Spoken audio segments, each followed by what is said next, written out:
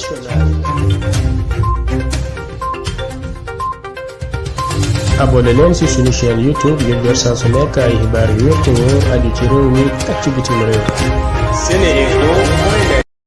Internautes de Seneinfo.net et Seneinfo International, bonjour, bienvenue au résumé de l'actualité de ce samedi 25 février 2023. D'abord, l'actualité nationale.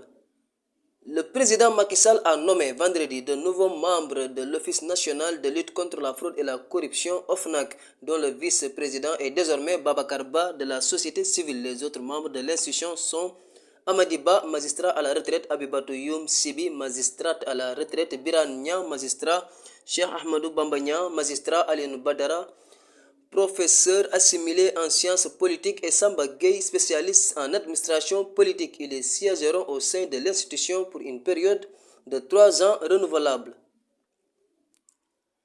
Après plus de 10 jours passés à Hatay en Turquie, les 30 sapeurs-pompiers sénégalais spécialisés en sauvetage déblaiement qui étaient déployés pour prêter main forte aux équipes de secours à la suite des séismes qui ont secoué la Turquie sont de retour au Sénégal. Ils ont été accueillis hier à l'aéroport par le ministre de l'Intérieur et l'ambassadrice de la Turquie au Sénégal. Cette dernière, très émue, a été presque en larmes.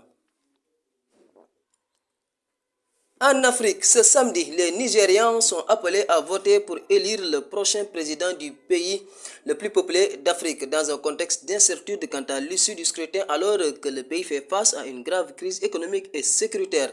Le président Muhammadu Buhari, âgé de 80 ans, se retire conformément à la Constitution après 2 mandats marqués par une explosion de l'insécurité et de la pauvreté dans un pays où 60% de la population a moins de 25 ans.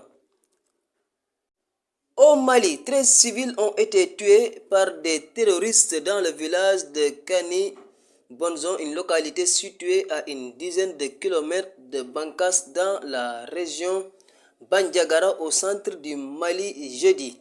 Les hommes armés ont brûlé des cases et des greniers et volé du bétail. Certains habitants absents ont eu la vie sauve.